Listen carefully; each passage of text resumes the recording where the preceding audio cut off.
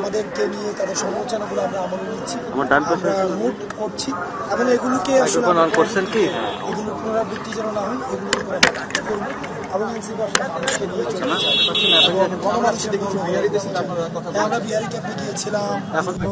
স্বাধীনতার পর থেকে এখনো পর্যন্ত তারা মানবতার জীবনযাপন করছে। আমরা দেখছি যে একটা মানুষের যে পরিমাণ ন্যূনতম একটা মানবিক মর্যাদা এবং মানবিক মানে অধিকার থাকা প্রয়োজন সেগুলো থেকে তারা বঞ্চিত এবং খুব নিদারুণ জীবনযাপন করছে। তারা আমাদের সামনে এসে বলেছে এখন আমাদের সেই সক্ষমতা নেই যে তাদের সবগুলো অভিযোগকে আমরা আমলে নিয়ে সেগুলো সমাধানের জন্য আমরা প্রয়োজনীয় পদক্ষেপ নিব, কিন্তু আমরা এটি বলতে চাই যে এই সমস্যাগুলোকে আমরা অবশ্যই আমাদের পলিসির মধ্যে আমরা রাখবো যাতে করে প্রত্যেকটা মানুষ তার মানবিক মর্যাদা পায়, মানুষ হিসেবে তার যেই মর্যাদাটি রয়েছে সেটি যেন সুপ্রতিষ্ঠিত হয়। সেই জায়গাগুলোতে অবশ্যই আমরা সেই নিয়ে কাজ করব।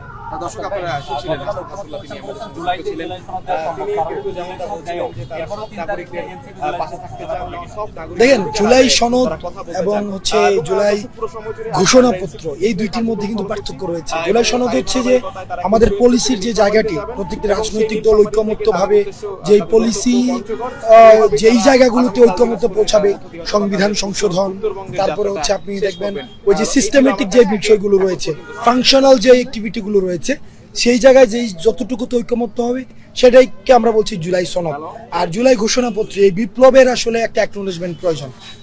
আমরা দেখি সরকারের পদক্ষেপ অনুযায়ী আমাদের সিদ্ধান্তগুলো পরবর্তীতে আমরা হয়তো পুনর্বিবেচনা আমরা করতে পারি।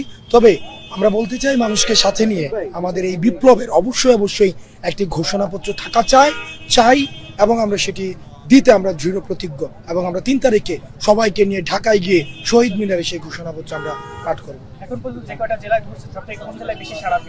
সব জায়গায় আমরা সাড়া পাচ্ছি এবং আমরা কোনো জায়গায় পথসভা করছি, নামছি, মানুষের সাথে কথা বলছি, ছোট ছোট মাইক্রো ক্যাম্পেইন করছি, চায়ের দোকানে বসছি, মানুষের বাড়িতে যাচ্ছি, অভূতপূর্ব সাড়া পাচ্ছি আমরা। ধন্যবাদ সবাইকে।